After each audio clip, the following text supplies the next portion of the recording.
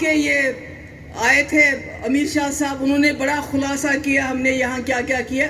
मैं जम्मू के लोगों से पूछना चाहती हूँ, आज तक तो कहते रहे आपको कि कश्मीरी आपका दुश्मन है, 370 आपका दुश्मन है, 370 हटाएंगे सब ठीक हो जाएगा, यही कहा ना कि यहाँ दूध और शहद की जो है नदियां बहेंगी, यही कहा था ना कि आपका जो हिस्सा है वो कश्मीरी खाते हैं, यही कहा ना। और आज क्या कहते हैं, आज जम्मू वालों को कहते हैं हम आपको जम्मू का हिंदू चीफ मिनिस्टर देंगे, यही कहते हैं ना। चीफ मिनिस्टर क्या इनको बनाना है या आप लोगों को बनाना है? और ये तो बना सकते थे, लेफ्टिनेंट गवर्नर तो जम्मू का क्यों नहीं बनाया? करना चाहती हूँ कि बहुत मुश्किल वक्त में, बहुत मुश्किल हालात में, मुझे मालूम है जम्मू में पीडीपी का नाम लेना क्या होता है, क्योंकि ऐसी छवि बना के रखी है, मगर उसके बावजूद आप लोगों ने इस जमात को जिंदा रखा, इस जमात को साथ दिया। मैं इसके लिए आप सबको सलाम करती हूँ। आज मैं कश्मीर की गल नहीं करांगी, आज मैं सिर्फ जम्मू की गल करांगी। मैं उस जम्मू की गल करांगी जिथों मेरा बचपन गुजरा है, बड़ा सोहना जम्मू। इस जम्मू में मैंने जिंदगी के बहुत ही खूबसूरत दिन गुजारे हैं, चाहे वो स्कूल की बात हो, चाहे वो कॉलेज की बात हो। और कहाँ गुजारे हैं? अपने घर में नहीं, हंसराज डोगरा साहब के घर में, केडी सेठी साहब के घर में। और तब जाके मुझे मौका मिला ये देखने का कि डोगरा होता क्या है, डोगरा कल्चर क्या है। कभी भी उन्होंने मुझे ये महसूस नहीं होने दिया कि मैं मुसलमान हूं, ये हिंदू है। ये है जम्मू। मुझे याद है जब मैं कॉलेज में पढ़ती थी तो आपको मालूम है कॉलेज में लोग जाते हैं अलग अलग जगह, जियारत पे भी जाते हैं, गुरुद्वारे में भी जाते हैं, मंदिर में भी जाते हैं। तो मैं अक्सर माता वैष्णो देवी के यहाँ जाती थी और उस दिनों बहुत ज्यादा पैदल चलना पड़ता था, पैदल। आज तो बहुत सुविधा है। और जब मैं वापस आती थी वहां से, मैं इतना थक गई होती थी। जो सेठी साहब की मिसेस होती थी, उनकी पत्नी थी, तो वो गर्म पानी में नमक डाल के मेरे पाँव धोती थी, जैसे एक माँ होती है। ये है जम्मू, ये है जम्मू का डोगरा कल्चर, इसमें मैं पली बड़ी हूँ। और आज मुझे अफसोस होता है कि जम्मू के लोगों को इन्होंने कहाँ पहुंचाया हुआ है। जम्मू में कितनी तकलीफ है लोगों को, मगर बात नहीं करते। कहते हैं अगर बात करेंगे, बोलेंगे, देखो ताना देंगे, तुम्ही ने तो बीजेपी को साथ दिया, तुम्ही ने तो बीजेपी को लखनपुर से यहाँ लाया। जम्मू के लोगों का दम घुटता है, बोले तो किसको बोले, क्योंकि ताना दिया जाता है जम्मू के लोगों को कि आपने बीजेपी को लाया। और ये सही है, अगर जम्मू के लोगों ने बीजेपी को वोट नहीं दिया होता 2014 में, तो मुफ्ती साहब जम्मू की खातिर फिर बीजेपी के साथ शायद हाथ नहीं मिलाते। हो सकता है वाजपेयी जी का एजेंडा चलाने के लिए मिलाते, मगर मुफ्ती साहब ने बीजेपी के साथ इसलिए भी हाथ मिलाया कि जम्मू के लोगों ने उनको वोट दिया था। और आज जम्मू की क्या हालात है? अभी जो आपके ये आए थे अमीर शाह साहब, उन्होंने बड़ा खुलासा किया हमने यहाँ क्या क्या किया। मैं जम्मू के लोगों से पूछना चाहती हूँ, आज तक तो कहते रहे आपको कि कश्मीरी आपका दुश्मन है, 370 आपका दुश्मन है, 370 हटाएंगे सब ठीक हो जाएगा, यही कहा ना कि यहाँ दूध और शहद की जो है नदियां बहेंगी, यही कहा था ना कि आपका जो हिस्सा है वो कश्मीरी खाते हैं, यही कहा ना। और आज क्या कहते हैं, आज जम्मू वालों को कहते हैं हम आपको जम्मू का हिंदू चीफ मिनिस्टर देंगे, यही कहते हैं ना। चीफ मिनिस्टर क्या इनको बनाना है या आप लोगों को बनाना है? और ये तो बना सकते थे, लेफ्टिनेंट गवर्नर तो जम्मू का क्यों नहीं बनाया? जो आप बना सकते थे बीजेपी वालों, वो आपने क्यों नहीं बनाया? आपने लेफ्टिनेंट गवर्नर यूपी से, बिहार से, इधर से उधर से क्यों लाया? क्या जम्मू में इस काबिल कोई नहीं था? अरे किसी को ना सही तो करण सिंह जी को ही बनाते, महाराजा हरि सिंह, उन्हीं को को बनाते, छुट्टी तो आपने उनके दादा परदादा के नाम दे दी, मगर उनको ही बना लेते, किसी और को बनाते, किसी बीजेपी वाले को ही बनाते, पर बनाते तो सही। आप तो कहते हैं चीफ मिनिस्टर बनाएंगे, वो तो लोगों ने बनाना है। अगर वो ना सही तो जम्मू का चीफ सेक्रेटरी बनाते। हाँ, क्या खामोश हो जाइए। क्या जम्मू में कोई इस लायक नहीं है जो गवर्नर साहब का एडवाइजर बन जाता? कोई नहीं इस लायक, ताकि जम्मू के लोग उसके पास जाके उसको अपनी दुख दर्द सुनाते। चेयरमैन जेके बैंक दुहाई देते रहे, कश्मीरियों ने खाया, कश्मीरियों ने खाया, तो कम से कम चेयरमैन जेके बैंक ही बनाते, जो जम्मू के इस वक्त जो यहाँ की इंडस्ट्री ताला लगी पड़ी है, कम से कम वो उसके पास अपना दुखड़ा तो रोते। क्या दिया जम्मू को, बताइए मुझे। जब देने की बारी आती है तो हिंदू मुस्लिम, हिंदू मुस्लिम, हिंदू मुस्लिम। जम्मू का ट्रांसपोर्टर जो है वो इस वक्त बहुत दुखी है, मेरे पास भी आए मिलने के लिए, और आज उनका दुख ज्यादा हो गया है। क्यों? कश्मीर को सजा देते देते कश्मीर का फ्रूट हमारी मुल्क की मंडियों में ना पहुंचे, उसको 8-8 दिन टनल के उस बार रोका जाता है। ये भूल जाते हैं जम्मू कश्मीर का रिश्ता ऐसे है। अगर जम्मू का कश्मीर का सेब है तो ट्रांसपोर्टर जम्मू का है। आप जब कश्मीर के सेब को रोकते हो तो आप उस ट्रांसपोर्टर का भी नुकसान करते हो, जिसने लाखों रुपया कर्ज लिया है, लोन लिया है, उसको भी नुकसान करते हो आप। मगर इनके लिए वो ऐसी कोई चीज नहीं है। बेरोजगारी सबसे ज्यादा जम्मू कश्मीर में, आपको पता होगा 32%, और जितनी भी नौकरियां इन्होंने आज तक दी उसके लिस्ट कैंसिल किए। क्यों? ये तो आते हैं, ये तो बहुत बातें करते हैं जी, यहाँ परिवारवाद था, करप्शन था। आज ये करप्शन कौन करता है? आज अगर सब इंस्पेक्टर की रिक्रूटमेंट हुई, FAA की रिक्रूटमेंट हुई, जूनियर इंजीनियर जल शक्ति बोर्ड की रिक्रूटमेंट हुई, उसको कैंसिल क्यों करना पड़ा? उसमें चोरी क्यों, उसमें धांधली क्यों? और उन धांधलियों में कौन शामिल है उसका नाम हमें बताओ। गवर्नर साहब उसका नाम बताओ। नहीं बता सकते, क्योंकि बताएंगे तो बहुत मुश्किल हो जाएगी, बड़ी मुश्किल हो जाएगी। ये जो करप्शन की बात करते हैं, मुझे बताइए, बीजेपी कहते हैं हम दुनिया में सबसे बड़ी पार्टी है, होंगी, मगर बीजेपी दुनिया की सबसे अमीर तरीन पार्टी है, जिनके पास सबसे ज्यादा पैसा है वो बीजेपी है। वो कहां से आया? क्या आप कभी सोचते हैं कि वो पैसा कहां से आया? ये 8 साल में इनके पास इतने ज्यादा पैसा कहां से आया? वो पैसा आया कि किसान का लोन ये माफ नहीं करते हैं, 1 लाख, 2 लाख, 3 लाख। मगर जो बड़े बड़े इनके दोस्त हैं, अडानी हो, अंबानी हो, दूसरा नहीं हो, तीसरा नहीं हो, उनके लाखों करोड़ लोन माफ करके उसमें हिस्सा मिलता है इनको। आपको समझना चाहिए इस बात को। तभी एक एक दफ्तर इनका 100-100 करोड़ की बिल्डिंग बनता है। वो कहां से आया? ये जो 2014 से पहले 100 रुपए का गमछा बांधते थे गले में, आज 80,000 का गमछा डालते हैं। कहां से आया वो?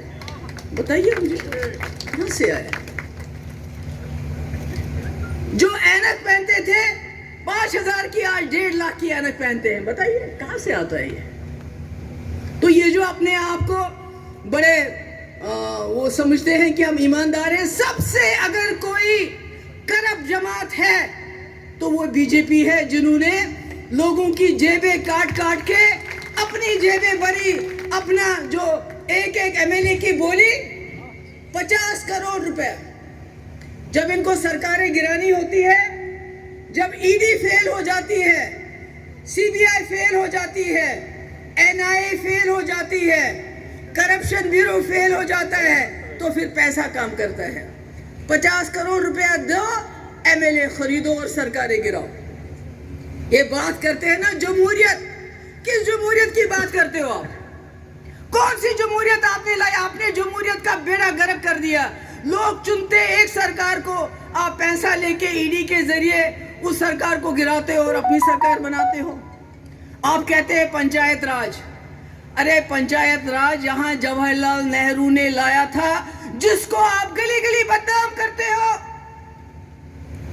क्यों? क्योंकि वो राहुल गांधी का ग्रेट ग्रैंडफादर था। जवाहरलाल नेहरू कौन था? मैं काफी देर से जब ये उनकी मुखालफत करते रहे, हम सिर्फ उनको चाचा नेहरू तक जानते थे। मैंने उनके बारे में पढ़ना शुरू किया और पता चला रईस आदमी के बेटे, मोतीलाल नेहरू के बेटे। मगर क्या किया उन्होंने? जब वो विलायत से आए, आजादी के लिए 10-12 साल वो जेल में रहे, गांधी जी के हाथ में हाथ मिलाते हुए आजादी की लड़ाई लड़ी सरदार पटेल के साथ। और जितने भी लीडर थे, अगर भगत सिंह हमारे फांसी पे चढ़ गए तो जवाहरलाल नेहरू जेल चले गए। और उसके बाद जब आजादी मिली, अंग्रेजों ने मुसलमान और हिंदू के 2 टुकड़े कर दिए थे, जमीन के भी और इंसानों के भी। ऐसे में किसी का वजीर आजम, प्रधानमंत्री बनना आसान नहीं था, हर तरफ खून था। ये वही जवाहरलाल नेहरू थे, वही इंदिरा जी के बाप और राहुल गांधी के ग्रेट ग्रैंडफादर, जिसको आप शहजादा बुलाते हो। आज वो शहजादा इस मुल्क की धूल में घूम रहा है, इस मुल्क को बचाने के लिए।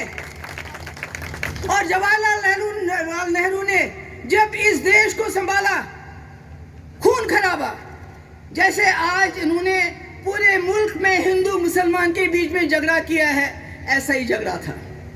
और ये तब किसके साथ थे? ये अंग्रेज के साथ थे। मगर उसने इस देश को संभाला। उस वक्त 80% लोग अनपढ़ थे, आज 80% लोग पढ़े लिखे हैं। ये उसी जवाहरलाल नेहरू की देन है, जिसने IIT बनाए, एम्स बनाया, फैक्ट्रीज डाल दी, बाकी काम किए कि इस मुल्क को जोड़े रखा। सबसे बड़ी चीज जिसके ये दुश्मन है वो है गंगा जमुना भाईचारा, सेक्युलरिज्म, डेमोक्रेसी, जिसमें दलित को भी वही वोट है, ब्राह्मण को भी वही वोट है, हिंदू को भी वही वोट है, मुसलमान को भी वही वोट है, सिख को भी वही वोट है। उससे डरते हैं ये चाहते हैं ब्राह्मण के पास कुछ रहे, बाकी किसी के पास कुछ ना रहे। तो आप लोगों को समझना पड़ेगा कि इन्होंने क्या किया 8 साल में। एक तो यही किया, 8-10 लाख के सूट पहन लिए, 1.5 लाख के ग्लासेस पहन लिए, 80,000 का गमछा लगाया इन लोगों ने। और सबसे बड़ी चीज जो की इन्होंने गैस सिलेंडर दिया लोगों को। मगर कांग्रेस के वक्त में जब दिया, 500 रुपया थी गैस सिलेंडर की कीमत, आज 1000 रुपए है। उन्होंने वो गैस सिलेंडर चूल्हे में डाल के उनको जलाना शुरू कर दिया। ये इनकी सबसे बड़ी चीज है। दूसरी चीज, हम मुफ्त राशन देते। क्यों देते हो? अरे जिन लोगों को मनमोहन सिंह ने गरीबी से ऊपर उठाया था, आप उनको फिर नीचे ले गए। 80 करोड़ लोगों को मुफ्त राशन इसलिए कि उनके पास 2 वक्त का खाना नहीं है। ऐसी हालत कर दी आपने इस देश की, ऐसी बर्बादी कर दी इस देश की। अभी देखिए आरसपोरा कनाल, उसका हाल देखिए, अभी हमने देखा उसका हाल क्या है। कोई पूछता नहीं है। किसान से लेते हैं अनाज सस्ते दाम और उसके बाद उसको बांटते हैं गरीबों का मुंह बंद करने के, क्योंकि ताकि गरीब नौकरी ना मांगे, गरीब कुछ और ना मांगे। और यहां आके हर सवाल का जवाब क्या होता है? परिवारवाद। अरे मैं बताऊं, मेरे पास, मैं आज देख रही थी, मगर मैं कितनों के नाम बताऊं आपको। इनके पास एक ही स्टेट में 16 ऐसे लोग हैं जो परिवारवाद हैं। पीयूष गोयल के बाप का क्या नाम है आपको मालूम है? वो किसका बेटा है? धर्मेंद्र प्रधान आपको पता है किसका बेटा है? अनुराग ठाकुर जो कहता है गोली मारो, वो किसका बेटा है? ज्योतिराज सिंधिया, उसका बाप कौन था? निर्मला सीतारामन का हस्बैंड कौन है? अगर मैं नाम पढ़ने लगूं तो जितने सारी पार्टियां, Congress, PDP, NC, Samajwadi, RJD मिलके जितने लोग उसमें होंगे, उससे 10 गुना बीजेपी में है, मगर उसका नाम नहीं लेते हैं। और इससे बड़ी बात, अमित शाह साहब, जब आप परिवारवाद की बात करते हो, शहजादे की बात करते हो, आपको अपना शहजादा जय शाह याद नहीं आता? हाँ? आपको अरुण जेटली जी का बेटा याद नहीं आता? आपको ज्योतिराज सिंधिया का बेटा याद नहीं आता? आपको अनुराग ठाकुर याद नहीं आता? आपको साहेब सिंह वर्मा का छोटा बेटा याद नहीं आता? मैं इनका नाम अलग क्यों ले रही हूं? ये कोई पॉलिटिक्स में नहीं है, बल्कि जो खेल है हमारे, जिनमें हमारे बच्चे दिन रात खून पसीना करके बैट उठाते हैं, बॉल उठाते हैं, खेलते हैं, उनकी बॉडीज में ये ऊपर बैठे हुए हैं ऐश करने के लिए।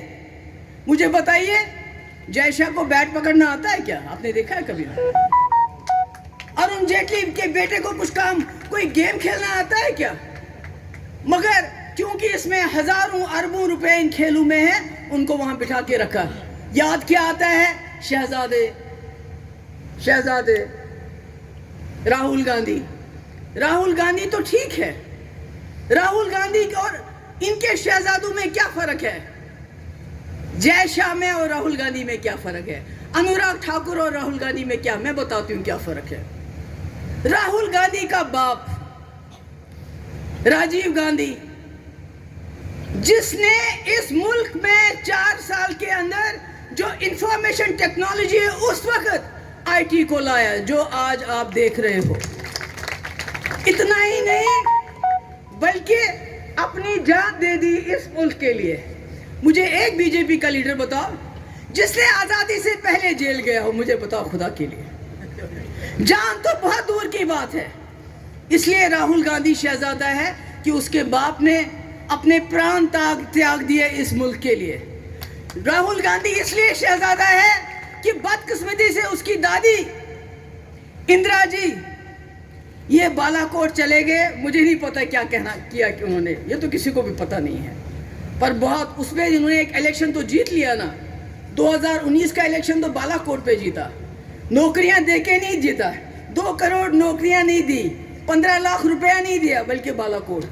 मगर ये भूल गए, ये वही इंदिरा जी थी, दुर्गा जी का रूप जिसको कहते थे, जिसने हमसाए मुल्क में जब बांग्लादेश, पाकिस्तान और पाकिस्तान में झगड़ा चल रहा था तो बांग्लादेश को अलग कर दिया, तो इंदिरा गांधी थी।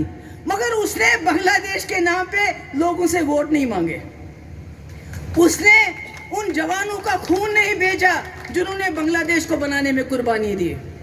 और फिर वही इंदिरा जी अपनी प्राण, अपनी जान उसने दे दी इस मुल्क के खातिर। इसीलिए राहुल गांधी से चिढ़ते हैं। आज वही राहुल गांधी निकला है, गांव गांव, गली गली, कूचे कूचे, जो उसके पुरखों की, गांधी जी की, अंबेडकर साहब की, सरदार पटेल साहब की, जो उन्होंने जो बनाया था इस मुल्क को, विरासत, उसको बचाने के लिए धूप हो बारिश हो चल रहा है, दीवानों की तरह चल रहा है। इलेक्शन के लिए वोट नहीं मांग रहा है। बूढ़ा आता है उसको गले लगाता है, बच्ची आती है उसको गले लगाते हैं। ये और बात है, बीजेपी की आईटी सेल फिर शाम को गालियां देना शुरू करते हैं। छोटी छोटी बच्चियों के लिए कुछ कहते हैं, हमारी माओं के लिए कुछ और कहते हैं। तो मैं कहती हूं कि इस देश को बचाना है। इस देश में हमने उन ताकतों को ताकतवर करना है जो इस मुल्क को बचा सके, और इसमें जम्मू का रोल बहुत बनता है। और दूसरा परिवार हम, आप मुफ्ती साहब को जानते हैं ना, 50 साल उन्होंने जिंदगी के लगा दिए। आज जो इन्होंने पूरे मुल्क की ताकत झोंकी है, कश्मीर में झोंकी है कि नहीं? फौज, पुलिस, ईडी, एसआईए, सीबीआई, पता नहीं क्या क्या, यूएपीए, पीएसए, यानी पूरा जेल बना के रखा, फिर भी काबू नहीं होता है। मगर मुफ्ती साहब ने अपने बातों से, अपने तौर तरीके से कश्मीर के लोगों के दिल जीते थे। उनको एक जगह लाके खड़ा किया जहां वो वाजपेयी जी के लिए हजारों की तादाद में तकरीर सुनने आए। ये थे मुफ्ती साहब। और कितनी देर चीफ मिनिस्टर रहे? 3.5 साल। और 3.5 साल में क्या किया? रहबर तालीम, रहबर सेहत, रहबर ज़राअत जो उस वक्त तक नामो निशान नहीं था, और हज़ारों के तादाद में। ज़रा पानी दे दीजिए।